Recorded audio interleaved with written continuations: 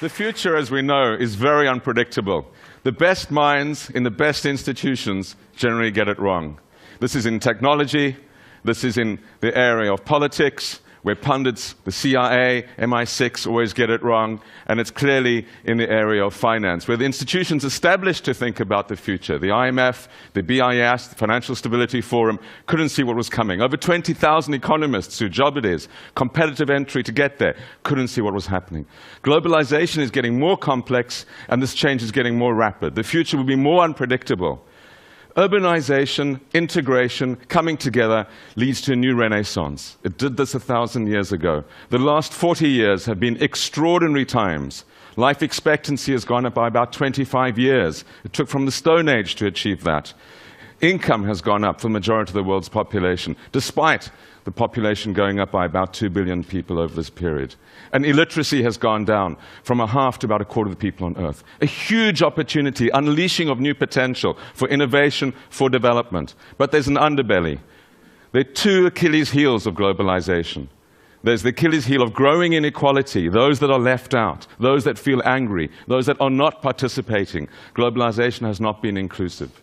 The second Achilles heel is complexity, a growing fragility, a growing brittleness. What happens in one place very quickly affects everything else. This is systemic risk, systemic shock. We've seen it in the financial crisis, we've seen it in the pandemic flu. It will become virulent, and it's something we have to build resilience again.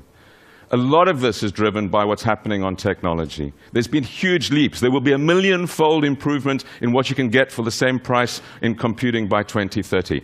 That's what the experience of the last 20 years has been. It will continue.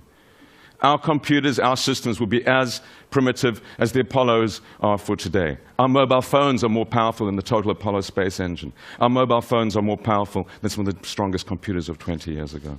So what will this do? It will create huge opportunities in technology. Miniaturization as well. There will be invisible capacity in our bodies, in our brains, and in the air. This is a dust mite on a nano replica.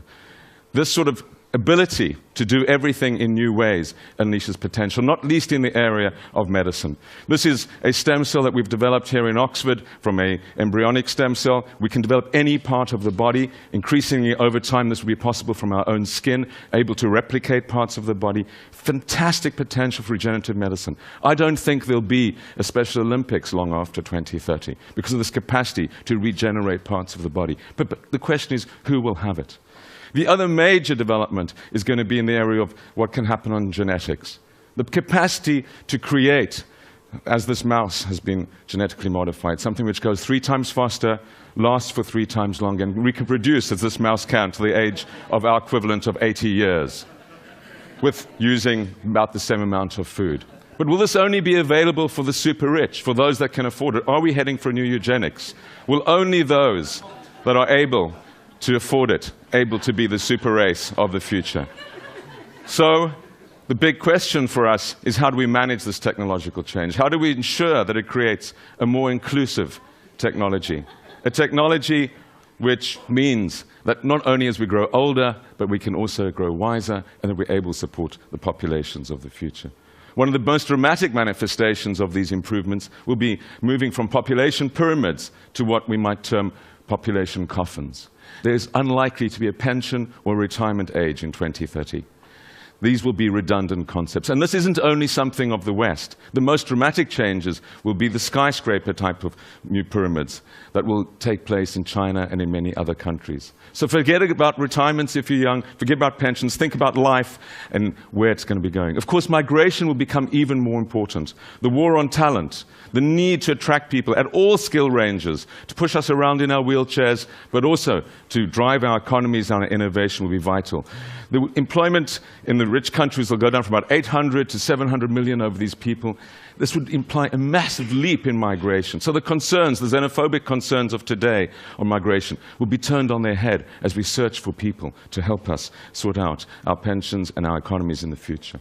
And then the systemic risks. We understand that these will become much more virulent, that what we see today is this interweaving of societies, of systems, fastened by technologies and hastened by just-in-time management systems. Small levels of stock push resilience into other people's responsibility. the collapse in biodiversity, climate change, pandemics, financial crises, these will be the currency that we will think about. And so a new awareness will have to arise of how we deal with these, how we mobilize ourselves in a new way and come together as a community to manage systemic risk.